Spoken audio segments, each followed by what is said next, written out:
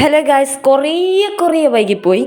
നാളെ ഈദാണ്. അപ്പം എല്ലാം ഇട്ട് ഇന്ന് തന്നെ തീർക്കണം. ഇന്ന് നാളെയായിട്ട് എല്ലാം തീർത്ത് തരും. ഇന്ന് ഉറപ്പായിരുന്നു. ഇന്ന് നമ്മുടെ ചെമ്മീൻ ബിരിയാണി ആയിരുന്നു. അതിനുള്ള മസാലയാക്കി ചെമ്മീൻ പൊരിച്ചിട്ട് എടുത്തു. പിന്നെ ചിക്കൻ മുറിച്ചെടുക്കുകയാണ്. മുറിച്ചിട്ട് കഴുകിയിട്ട് പൊരിച്ചെടുക്കുകയാണ്. പിന്നെ നമ്മൾ മുളകിൽ പെരക്കി വെച്ചു.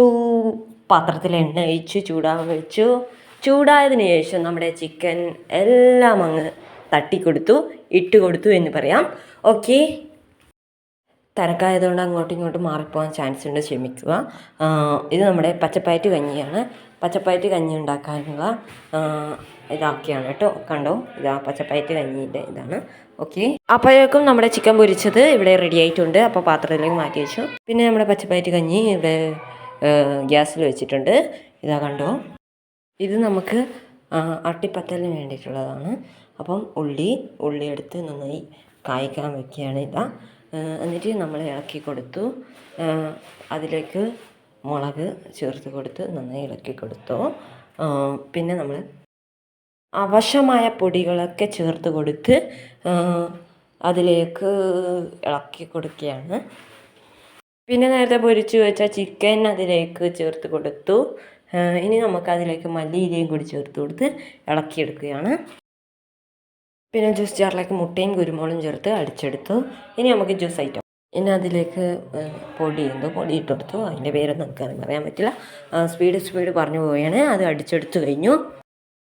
ഇനി നമ്മൾ കായ് ജ്യൂസാണ് ആക്കുന്നത്. ഇവിടെ ഞാൻ വോയിസ് ഓവർ കൊടുക്കുന്നിടത്ത് ഒച്ച പ്രശ്നങ്ങളുണ്ടാവും, എല്ലാവരും ക്ഷമിക്കുക. കായ് ഇടിച്ച് അമർത്തി പരത്തി കൊടുക്കുകയാണ്. ഇതാ കണ്ടോ. ഇനി അടുത്ത വരും. പിന്നെ നമ്മൾ ചട്ടിയിലേക്ക് എണ്ണ ഒഴിച്ചു കൊടുത്തു. നമ്മുടെ നേരത്തെ ചട്ടിപ്പത്തിരിന് വേണ്ടിയിട്ടുള്ളതാണ്. അതിലേക്ക് മാവ് ഒഴിച്ചു കൊടുത്തു. നേരത്തെ നമ്മൾ ജ്യൂസ് അടിച്ച് വെച്ച മാവ് ഒഴിച്ചു കൊടുത്തു. പിന്നെ അതിൻ്റെ മേലേക്ക് നമ്മുടെ നേരത്തെ ഉള്ളി കൊണ്ട് ഉണ്ടാക്കി മസാലയും ചേർത്ത് കൊടുത്തു. അതിൻ്റെ മുകളിലേക്ക് നോക്കിക്കോ, അത് ചേർത്ത് കൊടുക്കുകയാണ്. സ്പീഡ് പറഞ്ഞു പോയാണ്.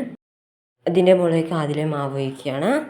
വീണ്ടും പറയുകയാണ്, ഇവിടെ ബഹള തിരക്കുണ്ട്, എല്ലാവരും ക്ഷമിക്കുക.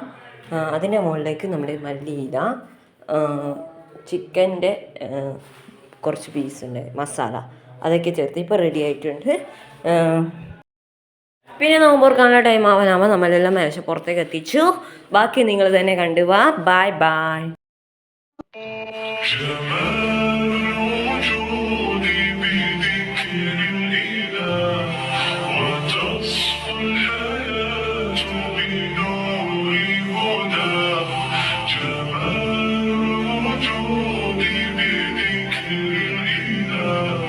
പിന്നെ നമ്മുടെ ബിരിയാണി ഇവിടെ റെഡി ആയിട്ടുണ്ട്.